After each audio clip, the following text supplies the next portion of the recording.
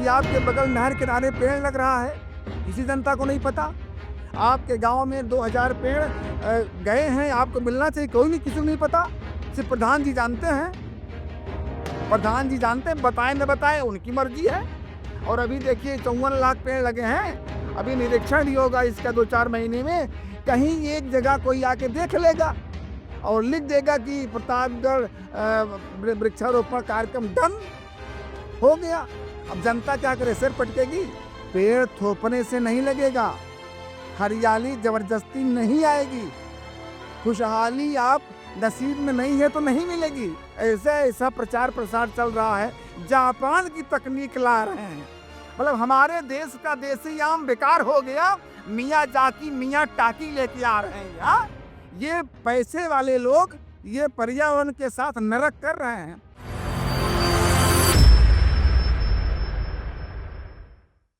नमस्कार दोस्तों, मैं आलोक और आप देख रहे हैं सोशल नेताजी। आज हमारे साथ है पर्यावरण सेना प्रमुख अजय क्रांतिकारी जी। आपका बहुत-बहुत स्वागत है हमारे चैनल में। ग्रीन थैंक्स, आपको हरित प्रणाम। आपको पर्यावरण सेना बनाने की प्रेरणा कैसे मिली? वहीं मुझे लगता, मेरा मानना है कि समाज में तमाम विकृतियां पैदा करने वाली सेनाएं हैं, जातिगत सेनाएं बनाई गई।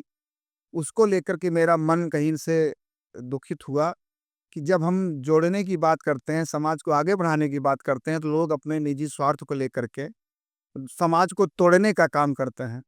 हमने कहा नहीं, हमारी सेनाएं तो देश की सुरक्षा कर रही हैं, रक्षा कर रही हैं। हम ऐसी कोई सेना बनाएं, हम कोई ऐसा प्रयास करें जो पर्यावरण की सुरक्षा करे। और पर्यावरण सेना इसी सोच के साथ आगे बढ़ी है और हमने लोगों को तैयार किया है अपने पीढ़ियों को बचाने के लिए, अपनी धरती को बचाने के लिए, पर्यावरण संरक्षण के लिए आगे आने की। प्रेरणा मिलने की बात कहें आपको तो आज के लगभग 25 साल पहले अ, मेरा ही पेड़ काटा जा रहा था। तब मैं इतना नहीं समझता था पेड़ का महत्व या ज़्यादा दिमाग नहीं, पढ़ाई-लिखाई करता था। तो मैंने उस पर बड़ा दुःख व्यक्त किया। मैं साइकिल से जा रहा था तो हमारा आम का बहुत बड़ा पेड़ कट रहा था। इतना बड़ा पेड़ था वो कि उस पेड़ का फल पूरा गाँव खाता था। हम उस पेड़ के छाए में रहते थे, हर छुट्टी उसके नीचे बिताते थे। सुबह जाते थे, शाम तक आम बीन कर लाते थे। मतलब टिकोरा से लेकर के अमावट तक हमारे घर बनता था उस आम के पेड़ से। तो जब कटता देखा मैंने, तो मैंने जाके पूछा ठेकेदार से, पेड़ क्यों काट रहे हो? तो हमको बिगड़ लिया हो। कहा चले जाओ, तुम क्यों? तुमसे क्या मतलब पेड़ कट रहा है तो? तो बोले, मन में एक दर्द हुआ कि नहीं नहीं, हमसे मतलब है। इस पेड़ से हमें जीवन मिलता है, मैंने पढ़ा है, हमें सांस मिलती है, और तुम पेड़ काट रहे हो, हमसे मतलब नहीं। मैंने शपथ लिया वहीं पर कि आज से जहां भी पेड़ कटेगा उससे हमारा ही मतलब होगा, हमारा मतलब होगा। हमने संकल्प लिया, अब हम लोगों को खड़ा करेंगे अपने पेड़ों के लिए, अपने पर्यावरण के लिए। और वो पेड़ कट गया, मैं रोया बहुत देर खड़े होकर के, क्योंकि मैं कुछ कर नहीं निसहाय था। हमारे चाचा लोगों ने उसको 5,000 रुपये में बेच दिया था, और हिस्सा देखेंगे अगर परिवार में तो 500 रुपया मिला रहा होगा। तो मुझे लगा कि नहीं, अब आज से हमसे मतलब होगा करके पेड़ कटेगा। तो तब से फिर ठान लिया। हमने कहा अब लोग जो सांस लेते हैं ये सब सैनिक हैं, और हमारा संगठन पर्यावरण सेना। और सैनिक मतलब हम कहीं युद्ध नहीं करना है, हमें नज़र लगाए रखनी है, कहीं कोई पेड़ तो नहीं काट रहा है, कहीं कोई पानी तो नहीं खराब कर रहा है, कहीं कोई प्रदूषण तो नहीं कर रहा है। तो पर्यावरण सेना के सैनिक पर्यावरण की सुरक्षा पर नज़र रखेंगे और लोगों को जगाएँगे कि हर हाल में हमें अपने पर्यावरण को बचाना है। जी, जैसे कि प्रतापगढ़ जिले को दृष्टिगत रखते हुए क्या-क्या चैलेंजेज़ हैं यहाँ पे? यहाँ के लोगों के अंदर उस प्रकार से जागरूकता आपने कैसी डाली कि वो पर्यावरण संरक्षण पर विशेष ध्यान दे सकें? देखिए, प्रतापगढ़ जनपद में हमारा घर है और हमने यहीं शुरू किया। जब हम पीछे सोचते हैं तो रोए खड़े हो जाते हैं। जब हमने लोगों से पर्यावरण बचाने की अपील किया, पेड़ लगाने की अपील किया, तो लोग हमको गाली दे के भगा देते थे। कहते थे तो ज़रूर तुम्हारा कोई फ़ायदा है, तुम क्यों परेशान हो इसके लिए? इसके लिए तो लोग हैं, विभाग है, पेड़ लगाएगा। तो हमने कहा ऐसा नहीं है, हम इसलिए परेशान हैं कि हमारी ज़िम्मेदारी है। हमने पढ़ा है कि संविधान का अनुच्छेद 51 जो मौलिक कर्तव्य बताता है, हमें उससे प्रेरणा मिली है कि हमें अपने जल, जंगल, ज़मीन इन सब की सुरक्षा करनी हो, अगर असली भारतीय हो तो। एक तो प्रेरणा हमको इससे मिली। दूसरी, जब ये मेरे मन में बात आई, तो उसी दौरान एक और घटना हुई थी। हमारे यहाँ विश्वनाथगंज में प्राथमिक स्वास्थ्य केंद्र है। हमने एक बार उसका विज़िट किया, ऐसे में गया एक मरीज़ के रूप में, तो ना वहाँ पंखा था, ना वहाँ कोई बैठने की व्यवस्था थी। मरीज़ बिलबिला रहे थे, तो बाहर इतनी धूप थी कि हम खड़े नहीं हो सकते थे। तो हमने जब आस-पास देखा, तो हमने कहा, भाई अगर यहाँ पेड़ लगा देते, तो मरीज़ कम से कम बैठते तो। अधिकारी तो अपना पंखा चला लेते हैं। मरीज़ एक तो बुखार लेके आता है, उसका और तापमान बढ़ जाता है। तो हमने वहाँ के अधीक्षक से उस समय चर्चा किया। एक कोई मौलाना साहब थे। हमने कहा, सर यहाँ हम लोग पेड़ लगा दें अगर, तो बढ़िया हो जाएगा। तो अभी हमको भगा दिए डाँट के। क्यों भाषण दे रहे हो यार, पेड़ तुम लगा दोगे? तुमको क्या दिक्कत है? जाओ अपना काम करो पेड़ लगाने वाले। फिर भी मैं नहीं माना। फिर 2 दिन बाद गया, हमने कहा, सर आप नाराज़ ना होइए, हम यहाँ पेड़ लगाएँगे तो अपने नहीं लगाएँगे, हम दुनिया के लिए लगाएँगे, सबके लिए लगाएँगे। तो आप बस हमें अनुमति दीजिए पेड़ लगाने की। कहा, ठीक है जाओ लगाओ ना यार, हमको काहे परेशान कर रहे हो? 5 पेड़ मैं लाया, और 5 पेड़ वहाँ हम लोग फिर उनसे अनुरोध किया, आए लगाए-वगाए। आज वो पेड़ 25 साल पुराने पेड़ खड़े हैं, और आज हम 9 अगस्त सन 2002 को से हम लोगों ने उसकी पूजा शुरू किया है, वर्षगांठ मनाते हैं। और तब से मिशन शुरू हुआ कि हर जगह हरियाली होगी, हर जगह लोगों को प्रेरित करेंगे। हम कहते हैं कि हमें अपने प्राकृतिक संसाधन बचेंगे, तभी जीवन बचेगा। और इस झूठे-मूठे विकास से हम लोग सब कुछ नष्ट कर रहे हैं। तो हमारा मिशन चला, बहुत मुश्किलें झेलनी पड़ी। लोग गालियाँ देते थे, भगा देते थे, लेकिन हमने कहा, ठीक है तुम अपना काम करो, मैं अपना कर। प्रशासन का या सरकारी सहयोग आपको नहीं मिला? पर देखिए, सरकारी सहयोग अगर आप बात करें तो सहयोग कई प्रकार का होता है। सरकारी लोग इतने पढ़े-लिखे समझदार तो हैं ही हैं कि कोई पेड़ लगा रहा हो तो हमारा कहा जा रहा लगाओ, लेकिन चौन्नी देंगे नहीं आपको वो इसके नाम पर। बजट वो खारिज करेंगे, पेड़ आप लगाओ। पेड़ आप बचाओगे, जुर्माना वो काटेंगे।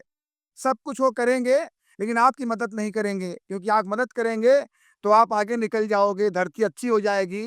जब समस्याएँ खत्म हो जाएँगी, उनका धंधा खत्म हो जाएगा। आज ये भी चल रहा है। जैसे अभी आप देख रहे हैं, सरकार 35, 33, 37 करोड़ पेड़ लगा रही है। दुर्भाग्यपूर्ण स्थिति है देश प्रदेश की।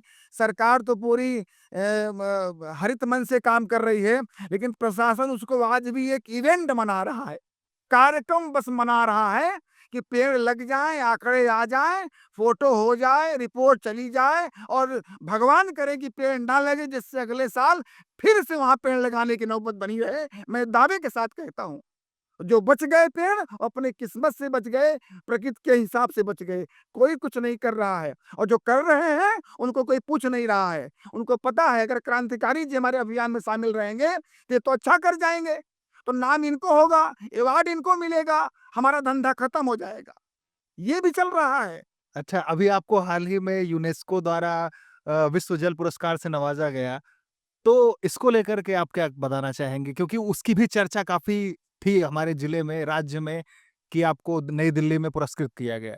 जी अभी आपको जानकारी होगी कि जनपद प्रतापगढ़ में एक ऐसी नदी सकरनी, जिसको संकटहरणी से जोड़ा जाता है, माँ देवी से जोड़ा जाता है। और संकटहरणी सकरनी नदी, संकटहरणी का अपभ्रंश है सकरनी। वो नदी मानधाता के नेवाड़ी गांव से प्रवाहित होकर के आगे आके पाँचों सिद्ध धाम सही में मिलती हैं। लगभग 27-28 किलोमीटर की यात्रा है। जी। आज के लगभग 3-4 साल पहले मैं उस नदी को लेके बड़ा चिंतित था। यहीं आपके जो पुल है मोहनगंज के आगे, उसी को सकरनी पुल कहते हैं लोग। तो इसे बस एक बार क्लिक किया हमें, सकरनी पुल मतलब सकरनी क्या है?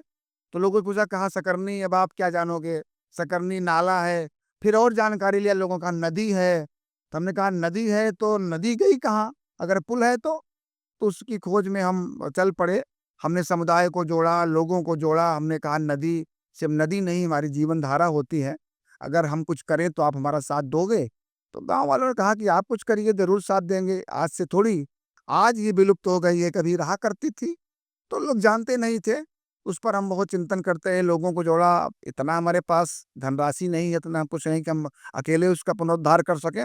हाँ, समाज हमारे साथ खड़ा रहा, उसी चिंता को मैंने तत्कालीन डीएम संजीव रंजन जी से मैंने चर्चा किया। उन्होंने सहर्ष स्वीकार किया और मैं जिला पर्यावरण समिति का सदस्य रहा हूँ और मैंने वहाँ प्रस्ताव रखा और डीएम साहब ने उसको मान लिया। उन्होंने हमारे इस पहल को स्वीकारा, सराहा और मनरेगा से उन्होंने 1 करोड़ से ज़्यादा धनराशि उन्होंने अभिसरण के माध्यम से कन्वर्जेंस में लगा दिया और नदी वो फिर से पुनर्जीवित हो गई। उसी को लेकर के पूरे देश में चर्चा हुई। मुझे न सिर्फ भारत सरकार, न सिर्फ वाटर डाइजेस्ट संस्था, बल्कि यूनेस्को के सहयोग से अभी 31 मार्च 2025 को विश्व जल पुरस्कार 2025 मिला है। आप सबके आशीर्वाद से, जनमानस के सहयोग से, तो उनका सहयोग है, इसलिए एक ऊर्जा मिलती है कि और कुछ बेहतर हम लोग कर सकते हैं। तो उन्होंने चार्ज किया हमको, ग्रीन चार्ज। जी, जैसे कि अभी फिर हम उसी टॉपिक पे आते हैं जहाँ पे आप बता रहे थे।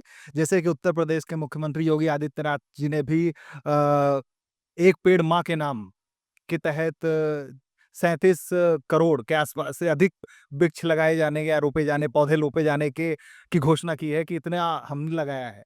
तो इस 37 करोड़ पौधों में प्रतापगढ़ का क्या योगदान है? आपके हिसाब से, आपके अनुसार आपको क्या लगता है कि प्रतापगढ़ ने अपना क्या योगदान दिया है उत्तर प्रदेश में? देखिए, एक पेड़ माँ के नाम माननीय प्रधानमंत्री जी ने पिछले 5 जून 2024 को खुद एक पेड़ लगा करके देश को संदेश दिया था कि हमारी सबसे अगर कोई हमारे लिए सोचता है तो मेरी माँ है। तो माँ का कोई जवाब नहीं है, चाहे धरती माँ हो, अपनी माँ हो, तो उन्होंने माँ को समर्पित एक पेड़ किया। तब से पूरे देश में एक पेड़ माँ के नाम अभियान शुरू हुआ। उसका 5 जून को फेज़ 1 खत्म हुआ और फेज़ 2 में उत्तर प्रदेश माननीय योगी जी मुख्यमंत्री जी हर साल ये काम करते हैं। अब कि उन्होंने 37 करोड़ पेड़ रखा लक्ष्य में जी। और एक पेड़ माँ के नाम को उन्होंने ज़्यादा वरीयता दिया। और उसको लेकर के हमारा जनपद प्रतापगढ़ अब की 53-54 लाख उसको लक्ष्य रहा पेड़ लगाने का। लेकिन अब ज़्यादा हम नहीं कहते, आप ही विचार करिए कि अभी अप्रैल मई में लक्ष्य तय हुआ और जुलाई में पेड़ लग रहे हैं। कितने बड़े पेड़ होंगे, कितने सरवाइव करेंगे, हम इस पर नहीं कुछ कहेंगे। लेकिन सवाल सिर्फ इसलिए है कि पेड़ लगते तो हैं, लेकिन पेड़ बचाने की ज़िम्मेदारी कोई नहीं लेता। अच्छा, इसके लिए उत्तर प्रदेश सरकार ने जियो टैगिंग का एक क्या सिस्टम निकाला है कि उन्होंने प्रचार भी किया था, बताया कि इस बार पौधों के का जियो टैगिंग किया जाएगा, जिससे उनकी देखभाल की जा सके, संरक्षित किया जा सके। जी, सरकार का प्रयास अच्छा है। सरकार सोचती है कि जितने पेड़ लगे वो ऑनलाइन टैग हो जाएँ और रिकॉर्ड में चला जाए। कोई झूठ ना बोल सके कि पेड़ लगाया, नहीं लगाया। गड्ढे खोदते हैं, पेड़ लगते हैं। और हर साल वही उसी गड्ढे में लग हर साल उसी गड्ढे में पेड़ लगते हैं। आज भी अगर आप कहें तो मैं बताऊँ कितने गड्ढे आज भी पेड़ की बाट जोह रहे हैं। मैं कोई वृक्षारोपण को लेके मैं उसका विरोधाभास या नहीं, ज़मीनी सच्चाई जो है। सच्चाई मैं जनता को बताना चाहता हूँ कि अपनी धरती बचाने के लिए, पेड़ों की सुरक्षा के लिए सरकार के प्रयास, सिर्फ सरकार के प्रयास नाकाफ़ी हैं। जब तक जनता नहीं जुड़ेगी, हमारा वृक्ष, हमारा पेड़, हमारी साँस, हमारा पर्यावरण, हमारा भविष्य, हमारी पीढ़ियाँ, हमारे बच्चे, हमारा कल, हमारी बाग, जब तक हमारा नहीं माना जाएगा, तब तक कुछ नहीं होने वाला है। और पर्यावरण सेना लगातार इस अभियान को 25 वर्षों से चला रही है। खुशी इस बात की है कि आज लोगों में चेतना आई है, लोग जगे हैं, पेड़ ढूँढ रहे हैं, पेड़ लगा रहे हैं और पेड़ बच रहे हैं। लेकिन सरकार और समाज में अभी भी अंतर है। माननीय मुख्यमंत्री जी की प्रेरणा है कि जो भी वृक्ष लग रहे हैं, या मोदी जी कहते हैं कि जन भागीदारी बढ़ाओ। माने ये सरकार की योजना जनता अपनाए, उसको लीड करे, उसको अपना ले, लेकिन प्रशासन नहीं चाहता कि जनता जुड़े, क्योंकि जनता जहाँ जुड़ेगी वहाँ कार्यक्रम सफल हो जाएगा। तो गड्ढे कहाँ अगले साल पाएँगे लोग लगाने के लिए? इनका लक्ष्य कम हो जाएगा, लक्ष्य कम होगा, बजट कम आएगा, बजट कम होगा तो इनका काम नहीं पूरा होगा। ये बहुत ही बारीक सोच इन लोगों की है, ये नहीं चाहते। और अभी देखिए 54 लाख पेड़ लगे हैं, अभी निरीक्षण भी होगा इसका 2-4 महीने में। कहीं एक जगह कोई आके देख लेगा और लिख देगा कि प्रतापगढ़ वृक्षारोपण कार्यक्रम डन हो गया। अब जनता क्या करे, सिर पटकेगी। जनता कितने है ही नहीं तो सोचती कि भले नहीं लगा, नहीं मेरे खेत में उछाल मारत, हमारे खेत खराब हो जाते हैं। और जनता भी कम नहीं है, ये पेड़ों इसमें सबसे गहरी बात ये है कि 54 लाख पेड़ का बजट होगा।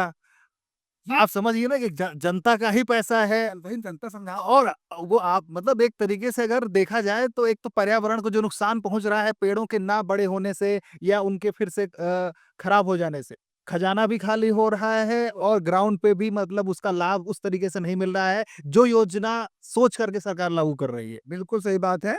ये चीज़ें हो रही हैं और भाई सरकार का काम है कि योजना बनाना, आदेश करना, पैसा रिलीज़ करना। अब सरकार एक-एक पेड़ पकड़ के नहीं बैठेगी।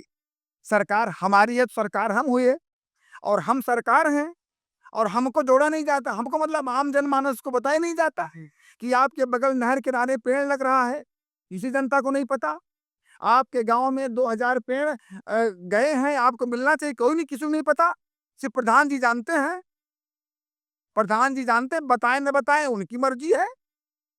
वो बता देंगे, अपने चहेतों को 2, 4, 10 पेड़ दे देंगे, 50% तो अपने आप सूख जाते हैं। जब वहाँ से लादते हैं, उठाते हैं, तो उतारते हैं तो आधा अपने आप मतलब बेहोश वहीं होता है, मर जाता उतरने पर। 50 मर गए, 50 बचे, 50 सब नहीं जाएँगे क्योंकि लोगों को अच्छे-अच्छे पेड़ चाहिए। जनता की पसंद के पेड़ तो किसी को मिलते नहीं हैं। पेड़ थोपने से नहीं लगेगा, हरियाली ज़बरदस्ती नहीं आएगी। खुशहाली आप नसीब में नहीं है तो नहीं मिलेगी। जब तक जनता स्वामित्व नहीं लेगी, जब तक जनता लीडरशिप नहीं लेगी, जब तक जनता ये नहीं करके दिखाएगी, तब तक ये सारे काम ऐसे चलते रहेंगे।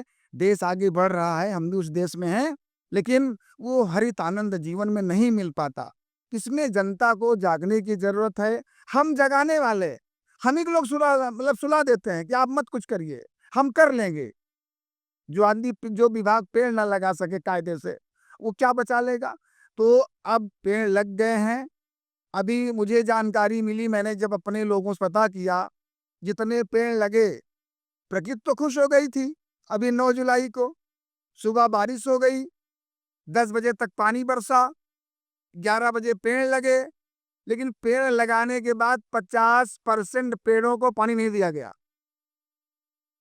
लगा के सब निकल लिए, सब हो गया, पेड़ लग गया, फ़ोटो आ गई ना, पेड़ लग गया।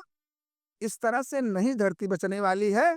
सरकारें आएँगी, जाएँगी, लेकिन देश तो हमारा उसका असर मिलेगा ना। तो वर्तमान सरकार बहुत अच्छा काम कर रही है, 37 करोड़ पेड़ लगाना अपने आप में बहुत बड़ा।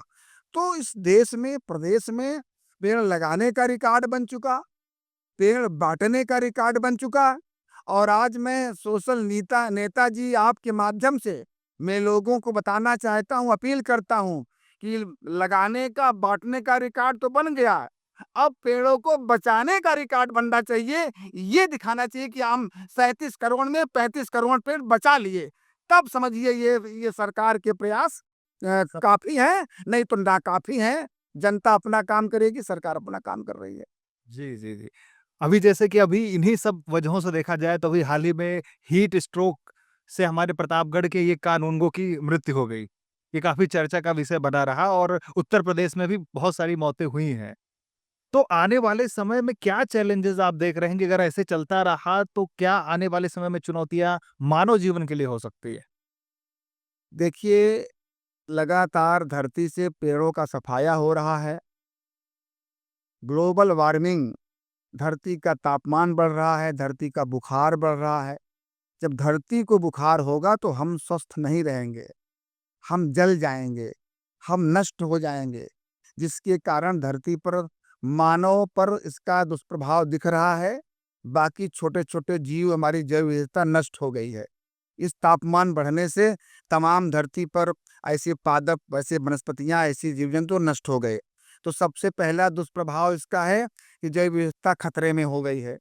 दूसरा ये है, तापमान बढ़ने से क्लाइमेट चेंज की समस्या आ गई। आज ऋतुएँ समय पे काम नहीं कर रही हैं, ठंडी में गर्मी पड़ रही है, गर्मी में बारिश हो रही है, तो प्रकृति पगला-सी गई है। और जो पागल आदमी सुन जाने होंगे आप, वो रात में नहाता है, सोते समय गाता है, मतलब अलग-अलग, जब उसको सोना चाहिए तो नाचता है, ऐसे प्रकृति हो गई है। ठंडी में ठंडी पड़नी चाहिए तो पानी बरस रहा है। तो ये जलवायु परिवर्तन की समस्या से धरती पर जीवन का खतरा है। आप समझिए कि लोग पैसा तो खूब कमा रहे हैं, लेकिन पैसे का उपयोग नहीं कर पा रहे हैं। उनकी तबीयत साथ नहीं दे रही है, क्योंकि उन्होंने पर्यावरण का साथ नहीं दिया है। इसलिए वो पैसा का उपयोग नहीं कर पा रहे हैं। हमें भोजन चाहिए, पानी चाहिए, साँस चाहिए। मैं आपके माध्यम से बताना चाहता हूँ जो मुझे दिखाई पड़ रहा है, इन तीनों का संकट धरती पर आ गया है। पेड़ कटने से ऑक्सीजन की मात्रा घट रही है, वायुमंडल में गैसीय संतुलन बिगड़ रहा है। इससे हम तमाम तरह के दमा और तमाम बीमारियों के श्वास संबंधी बीमारी के शिकार हो रहे हैं, क्योंकि शुद्ध ऑक्सीजन नहीं मिल रहा। दूसरा, पेड़ नहीं होंगे तो जलवायु मेंटेन नहीं होगी, मौसम डिस्टर्ब रहेगा तो बारिश नहीं होगा। जब बारिश नहीं होगा तो हमारा ग्राउंड वाटर रिचार्ज नहीं होगा, धरती का पेट नहीं भरेगा तो हम भूजल निकाल नहीं सकते, हमें पीने को पानी नहीं मिलेगा। पानी के लिए मारामारी हो रही है, दुनिया लड़ रही है और आज प्यासे हैं दुनिया, तो हमें जल संकट का सामना करना पड़ रहा है। दूसरा, बरसात नहीं होगी तो हमारी खेती नहीं होगी, खेती नहीं होगी कोई जो नामो-नामो नहीं होगा, भोजन नहीं मिलेगा। तो सबके आधार हैं धरती पर वृक्ष। हमें पेड़ लगाना है और लगाना ही नहीं है, हमें पेड़ों को बड़ा होने तक बचाना है। जाना है। पेड़ बचेगा तभी धरती बचेगी, पेड़ बचेगा तभी जीवन बचेगा। आप याद करिए या जानिए कि पहले हमारे समाज में बाघ की परंपरा थी। तमाम बाघ थे, कहीं अनहरिया बाघ, कहीं उजरिया बाघ, कहीं लोरियावा बाघ और तमाम देसी प्रजातियां थीं, जिनको हम लोग खाते थे तो हमारा शरीर रिचार्ज होता था, फल खाते थे। तमाम आज बाघ खत्म हो गए, सिर्फ बाघ के नाम हैं। आप अभी तो गाँव में हम लोग हैं, आप लखनऊ चले जाइए, आप जाते भी हैं, राम बाग, चार बाग, आम बाग, राम बाग, केसर बाग, आलम बाग, ये सब हैं मगर बाग नहीं है। केसर बाग नाम है, केसर नहीं है। तो अब सिर्फ ये सुनने में बाग मिलेगी और ये सुन करके लोग बाग बाग होंगे। दूसरी बात, पहले देसी आम लगते थे, एक पेड़ होता था तो पूरा गांव खाता था और निस्वार्थ बिल्कुल कहीं कुछ नहीं करना था। अब अब तो मियाजाकी आम आ गया है, उसको लोग हाईलाइट कर रहे हैं कि 2.5 लाख रुपया किलो मिलता है। ऐसा 2000 का पेड़ है। ये लोग वृक्षारोपण को भी टेक्निकल बना दे रहे हैं। लोग डरेंगे, कहाँ से 2000 पाएंगे बताइए। ऐसा ऐसा प्रचार प्रसार चल रहा है, जापान की तकनीक ला रहे हैं। मतलब हमारे देश का देसी आम बेकार हो गया, मियाजाकी मियाँ टाकी लेके आ रहे हैं यहाँ। ये पैसे वाले लोग ये पर्यावरण के साथ नरक कर रहे हैं। हमें तो अपने देसी पेड़ों को बढ़ावा देना चाहिए, हमें उसके लिए 2-4 बिस्वा 10 बिस्वा छोड़ना चाहिए, खेती बाड़ी की अवधारणा को मूर्त रूप में लाना चाहिए। लेकिन आज खेती भी नाश हो रही है, बाड़ी तो जर गई इनके शऊर से लोगों के। तो हमें वृक्षारोपण को सरल, सहज और प्रिय बनाना है लोगों के लिए। तो आज जिससे वो बाघ भी बचे। हमने आज के 3 साल पहले जिला पर्यावरण समिति प्रतापगढ़ की बैठक में एक सुझाव हमने उत्तर प्रदेश शासन को दिया था कि अब तो बाग बगीचे खत्म हो गए, लोग ज़्यादा बढ़ रहे हैं, तो बाघ हमारे ऑक्सीजन बैंक थे, ऑक्सीजन मिलता था, पर्यावरण अच्छा रहता था, जीवन हरित होता था।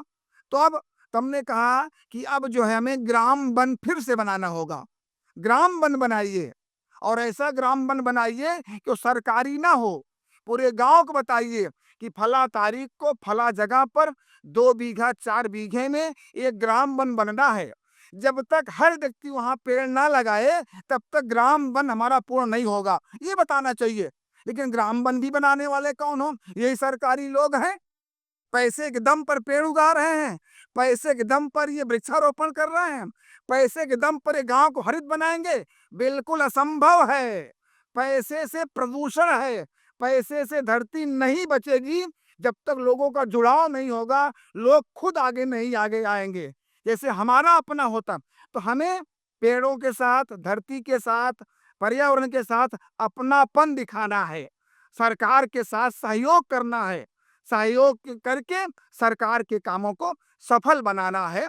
तभी जाके धरती बचेगी, वरना आने वाला समय इतना खतरनाक है कि धरती से जीवन नष्ट हो जाएगा, पीढ़ियाँ गाली देंगी हमको और धरती एकदम रहने लायक नहीं बचेगी। जिस तरह से लगातार पर्यावरण में प्रदूषण बढ़ रहा है और हमारी सोच दूषित होती जा रही है, हम पेड़ों के पीछे पड़े हैं, तो मित्रों हमें पेड़ लगाना है और लगा करके उनको बचाना। कम लगाइए, लेकिन बचाएंगे। कम हो, दम हो, ये काम होना चाहिए। जी, जैसे कि अभी इसका ही दुष्परिणाम आप देखिए, कल की खबर है कि दिल्ली में भूकंप के झटके महसूस किए गए और आने वाले समय में दिल्ली के आसपास मतलब पूरे देश में मतलब कोई भी सुरक्षित नहीं रह सकता है, क्योंकि जब प्रकृति अपना विकराल रूप धारण करती है तो किसी के बस में नहीं है कि आप उसको रोक सकते हैं। अब बात अगर हम प्रतापगढ़ की ही करें तो आपने पर्यावरण को जिस सहजता के साथ पहुंचाया है लोगों के बीच में, जैसे कि जितना हम जानते हैं कि जैसे कि आपने हरित विवाह किया और जनता के बीच में आप बड़े-बड़े विद्यालयों, स्कूल, कॉलेजों में भी जाते हैं, बच्चों को जागरूक करते हैं। तो ये अनूठे ढंग से पहुंचाने की प्रक्रिया कैसी रही और लोगों को कैसा रिस्पॉन्स मिला आपको? देखिए, किसी चीज़ को सफल बनाना है तो उसमें इनोवेशन ज़रूरी है, क्योंकि घिसी-पिटी चीज़ें फिर लोग नहीं स्वीकार करते। तो हम तो इतने वर्षों से आप देख रहे हैं कि एकदम हरे रंग पूरा जीवन हमने सब कुछ छोड़ दिया धरती के लिए। मुझे लगा कि शायद अगर मेरे जीवन खपाने से धरती बची रहे और लोग जग जाएँ तो मेरा सौभाग्य है। और मैं क्रांतिकारी हूँ। मैं 47 के पहले तो नहीं पैदा हुआ कि मैं देश को आज़ाद कराने में भी अपना रोल, हम भी कहीं ट्रेन-वेन फूँकते तो भगत सिंह की। क्रांतिकारी जब भी आपने बोला है, तो क्रांतिकारी नाम आपका कैसे पड़ा? मतलब ये आपने स्वयं सेल्फ किसी प्रेरणा से किया या किसी के द्वारा दी गई उपाधि है ये? देखिए, ये किसी के द्वारा दिया गया स्नेह नेम है, स्नेह नाम। क्योंकि हम विगत बहुत वर्षों से काम कर रहे थे, हमारे जनपद प्रतापगढ़ में एक डीएम थे चोप सिंह वर्मा जी। जिस अनूठे ढंग से एक अनूठे प्रयोग के द्वारा जनता तक आपने इस पर्यावरण की पहल को पहुँचाया है, ये वास्तव में मतलब हर किसी को रोमांचित कर सकता है। नेशनल यूथ आइकॉन अवार्ड मिल चुका है। इसी सरकार में माननीय योगी जी के उसमें मिला है। और चुनाव आयोग द्वारा मुझे स्वीप कार्यक्रम में मतदाता जागरूकता अभियान में हर चुनाव में विगत कई चुनावों से 2014 से मुझे यूथ ब्रांड एम्बेसडर बनाया जा रहा है। हम युवाओं को प्रेरित करते हैं और जिसका मेन हमारा थीम होता है ग्रीन वोटिंग अभियान। तो ग्रीन वोटिंग अभियान मतलब ये एक आपके ही द्वारा ये प्रस्तुत किया गया है? जी, ग्रीन वोटिंग अभियान मेरा अपना प्रयास है पर्यावरण सेना का और हम जिला प्रशासन के साथ मिल करके मतदाता जागरूकता अभियान को आगे बढ़ाए, ग्रीन वोटिंग अभियान। इसमें हमारे नारा दिया कि बटन दबाओ, पेड़ लगाओ, लोकतंत्र व सृष्टि बचाओ। हमने कहा वोट तो पड़ रहा है, विशेषकर जो नए यंग वोटर्स हैं उनको हमने शामिल किया इसमें कि भाई आप पहली बार वोट देने जा रहे हैं, तो आपको गर्व होगा कि हम आप मतदाता बन चुके हैं, तो आप वोट दीजिए और वोट देने के बाद एक पेड़ लगाइए। तो वोट देने से हमारा लोकतंत्र बचेगा और पेड़ लगाने से हमारा धरती बचेगा। ग्रीन वोटिंग अभियान जिसको हमें माननीय मुख्य चुनाव आयुक्त लखनऊ उन्होंने इसको एप्रिशिएट किया था, उन्होंने इसकी बड़ी प्रशंसा की थी और आज ये और देशों में और राज्यों में भी और प्रदेशों में भी खूब चल रहा है। तो ग्रीन वोटिंग अभियान बहुत अच्छा प्रयास रहा है। इस तरह से हमें लोगों ने एप्रिशिएट किया है। हमें इसके पहले माननीय पूर्व मुख्यमंत्री अखिलेश यादव जी ने राष्ट्रीय आदर्श युवा सम्मान सम्मानित किया है हरियाली को लेकर के। तो इस तरह से अच्छा, जैसे कि उत्तर प्रदेश के पूर्व मुख्यमंत्री अखिलेश यादव जी ने आपको सम्मानित किया। तो अभी योगी आदित्यनाथ जी पिछले कुछ कई वर्षों से लगातार दूसरी बार मुख्यमंत्री बने हुए हैं। तो इस दौरान उन्होंने आपको कभी बुलाया हो या फिर आपको कोई पुरस्कार देने की पेशकश की हो? नहीं अभी ये हरित अवसर तो हमें नहीं मिला, लेकिन माननीय जी मुख्यमंत्री जी की प्रेरणा से हम उनके अभियान को भी गति देते हैं, क्योंकि जैसे हरित उत्तर प्रदेश बनाने की दिशा में माननीय योगी जी काम कर रहे हैं, तो हम तो बहुत पहले से चल रहा है हमारा अभियान और माननीय प्रधानमंत्री जी ने जो अभी अभियान शुरू किया, पहले से हम लोग कर रहे हैं। अभी ऐसा अवसर नहीं मिला, फिर पुरस्कार अपनी जगह है, काम अपनी जगह है। हो सकता है कि आपके माध्यम से माननीय मुख्यमंत्री जी की नज़र पड़े और उनका हरित आशीर्वाद हमको मिले, हम भी इस देश प्रदेश के काम आ सकें, यही सौभाग्य होगा। बाकी तो आशीर्वाद मिले यही पुरस्कार हमारे लिए होगा। जी, जनता से जुड़े रहना ये आसान काम नहीं है, इसके लिए बहुत सारे चैलेंजेस झेलने पड़ते हैं, सामना करना पड़ता है। अब ऐसे ही अगर हम बात करें अपने प्रतापगढ़ जिले की, तो यहाँ पे वन्य जीवों के संरक्षण को लेकर के क्या स्थिति है? क्योंकि आप तो लगातार जुड़े रहे हैं विगत कई वर्षों से, बहुत सारे प्रशासनिक बदलाव आपने देखे हैं। अभी की क्या स्थिति है वन्य जीव संरक्षण को लेकर? देखिए, मैं बिल्कुल सही-सही बोलता हूँ, मुझे किसी से कुछ न लेना है, न देना है, क्योंकि हमारे साथ पर्यावरण सेना है, ठीक है?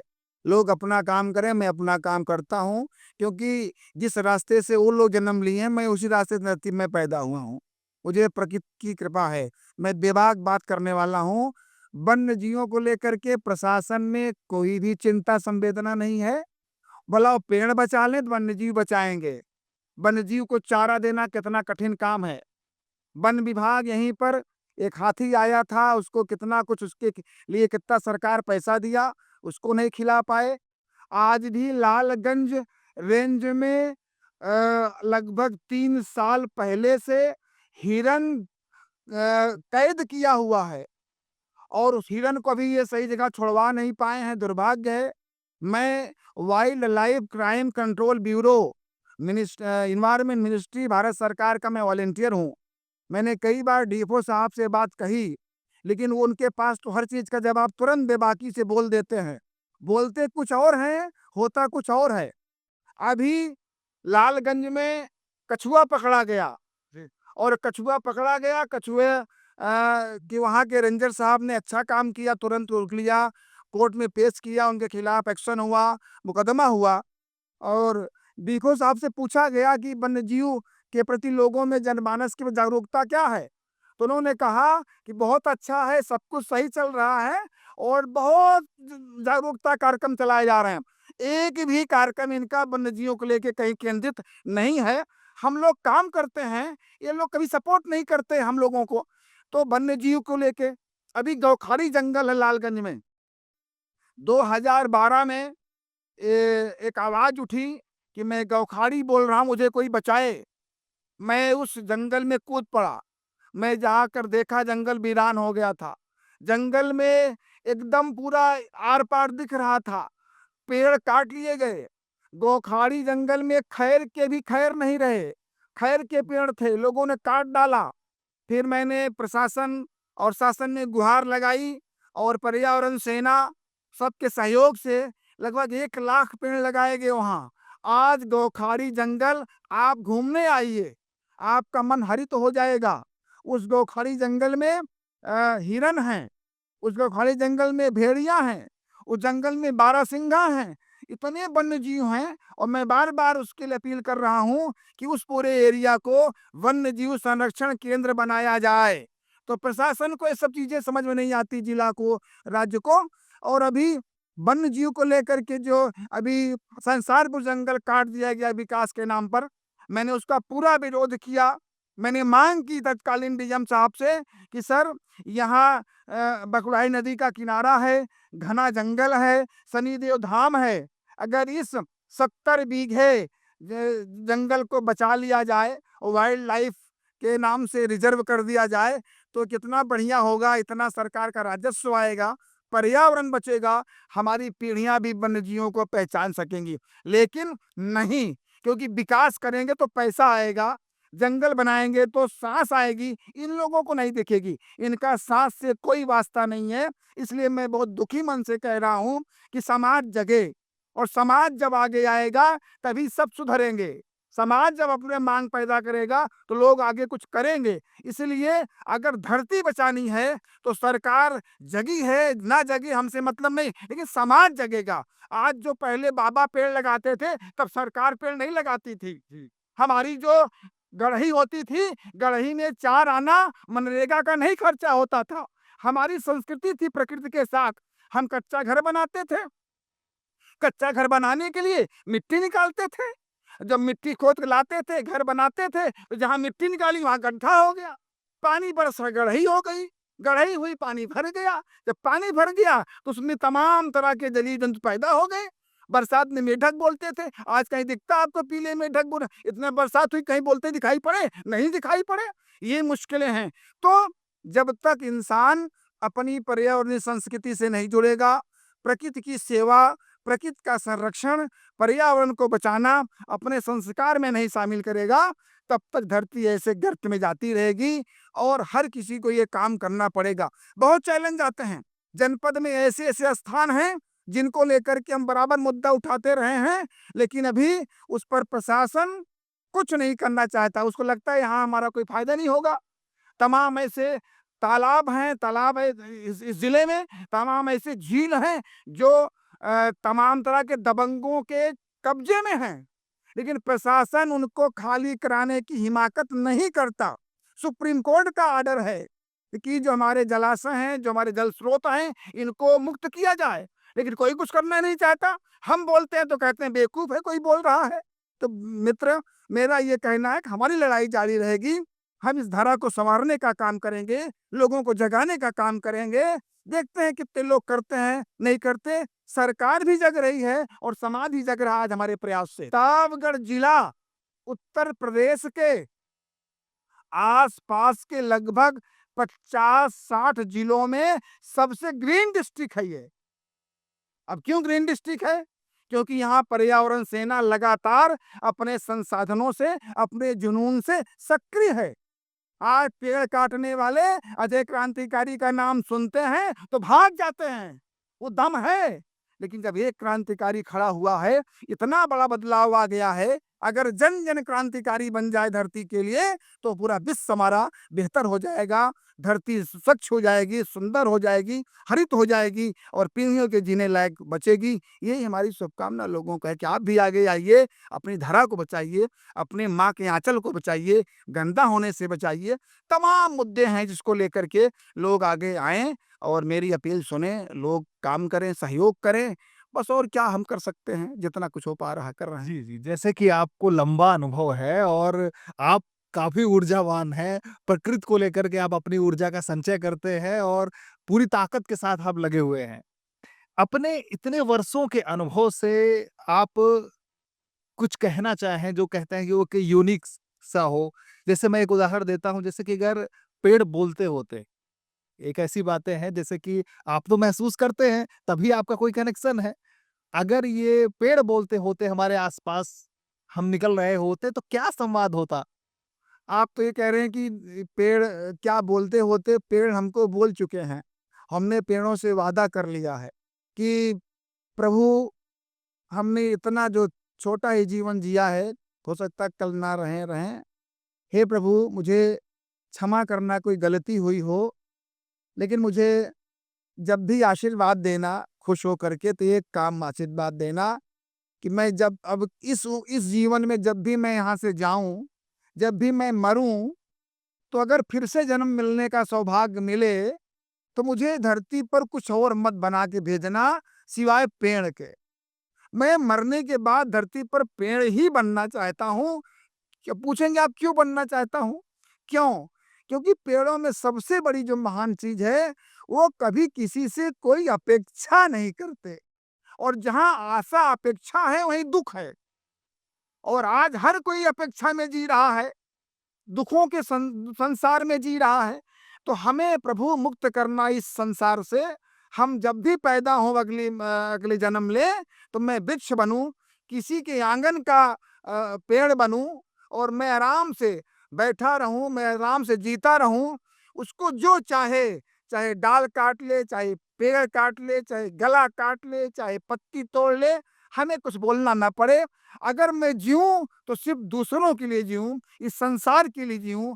मुझे ये बात हुई हमारी वृक्षदेव से, मैं अपनी फीलिंग बता सकता हूँ। लोग पैसे के नशे में हैं, जब लोग माँ-बाप की नहीं समझ पा रहे हैं, सुन पा रहे हैं, जिन्होंने जन्म दिया है, तो पेड़ों से क्या महसूस करेंगे? लेकिन उन पर कृपा होगी, समझेंगे, पेड़ों से जुड़ेंगे, पेड़ों को दोस्ती करेंगे, पेड़ों को बचाएँगे, जिससे उनकी पीढ़ियाँ धरती पर सर्वाइव कर सकें, जी सकें और एक बेहतर जीवन पा सकें। ये धरती फिर से स्वर्ग बने, हरित बने, यही हमारी शुभकामना है। सभी से मेरी अपील है कि मित्रों, पेड़ लगाना, आप जितनी बार साँस लेते हैं, उतनी बार आपको पेड़ लगाने की याद आनी चाहिए। पेड़ लगा लिया है, तो पेड़ बचाने की याद आनी चाहिए।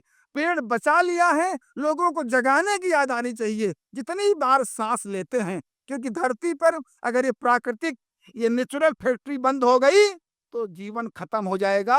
कोरोना ने घंटी बजा दिया है। अभी कोरोना की काल आई थी और महाकाल आने वाली है। इसलिए जैसे भूकंप आ रहा है, धरती पर सब कुछ, हमारा पानी नष्ट हो रहा है। लोग कहते हैं कि गंगा जी की धारा कभी खत्म नहीं है, ऐसा आशीर्वाद मिलता है, लेकिन वहाँ भी संकट है। तो पर्यावरणीय संकट पूरी धरती पर आ गया है और हमें एक-एक करके समझना पड़ेगा। और आखिरी बात, हम पर्यावरण बचाने के लिए इतनी देर से नहीं बोल रहे हैं। हम इसलिए बोल रहे हैं कि आप उसको बिगाड़िए नहीं, सब ठीक हो जाएगा। आप बचाना छोड़ दीजिए, आप पेड़ लगाना बिल्कुल मत लगाइए। पेड़ लगाना छोड़ दीजिए, सिर्फ़ पेड़ बचाना शुरू कर दीजिए। जो कटाते हैं ना कटाइए, अपने आप सब ठीक हो जाएगा। ये दुनिया भर की डींगे क्यों मारते हैं लोग, पेड़ लगा, लगा, लगा, लगा। अरे पेड़ लगाने की हल्ला इसलिए हुई कि लोगों ने पेड़ कटा दिया। हम पेड़ लगाते हैं, वो कटाते हैं। और मैं कहता हूँ कि वही हाल होगा कि आन्हर बाँध भरे, पड़वा चबाए जाए। हम पेड़ लगाए, वो कटाए जाएँ। इसलिए हमें पेड़ लगाना भी है, पेड़ बचाना भी है, लोगों को जगाना भी है और प्रकृति के साथ मिल कर के अपने अस्तित्व को मेंटेन रखिए। हरित शुभकामना, हरित संकल्प के साथ अपना काम करिए, जिससे आप सुखी जीवन जी सकें, पीढ़ियों को एक बेहतर भविष्य दे सकें। यही मेरी शुभकामना है। हरित शुभकामना सबको है। अब चलते-चलते आखिरी में मैं आपसे चाहूँगा कि आप प्रतापगढ़ के हैं, प्रतापगढ़ आपका मूल ज़िला है, मुख्य ज़िला है, जन्मस्थली है, आपकी कर्मभूमि है और एक तरीके से शुरुआत आपने यहाँ से की, बाद में आपको वैश्विक स्तर पे भी आपको सम्मानित किया गया। ये सबके लिए गर्व की बात है। तो हमारे अवधी भाषा में एक अवधी भाषा में ठेठ जो हमारे उत्तर प्रदेश के प्रतापगढ़ की लैंग्वेज है, उसमें आप एक संदेश जो देना चाहें पर्यावरण को लेकर के, वो आप हमारे दर्शकों को ज़रूर दीजिए। बिल्कुल देखा अपने भाषा में लोग ज़्यादा समझत हन। आपन मनई आपन बात। औ तो हम संदेश दे चाहत हई 2 लाइन से कि आखिर अइसन कब तक होए? जितनी बात अबहीं चर्चा भई हमारा आपके, ओकर निचोड़ कि आखिर अइसन कब तक होए? जौन दशा बा चुके न रोए। आखिर अइसन कब तक होए? आखिर अइसन कब तक होए? जौन दशा बा चुके न रोए। बाग बगैचा खड़हर होइगे, पेड़न के सिर आरा बा और जैसे हमका हवा मिलत बा, वही जगत से हारा बा। एक दिन क्रांति प्रकृति बिन होई, हमहू बैठा आँख भिगोए। आखिर अइसन कब तक होए? पेड़ लगावा, पेड़ बचावा, सबके जगावा, ये हमार हरित संदेश है। जी, जी, जी। हमसे जुड़ने के लिए आपका बहुत-बहुत आपको ग्रीन थैंक्स, आपने हमें इस महत्व दिया और आज आपने हरित संवाद से हमें जोड़ा है। निश्चित रूप से आपका प्रयास, आपकी आवाज़ दूर-दूर तक जाएगी। आपके माध्यम से लोग सुनेंगे, जानेंगे, देखेंगे, बदलेंगे और निश्चित मानिए एक दिन हमारा देश, हमारा विश्व हरित होगा, सुंदर होगा। सबके प्रयासों से सबके लिए बहुत-बहुत ग्रीन थैंक्स, हरित प्रणाम, धन्यवाद। हरित प्रणाम।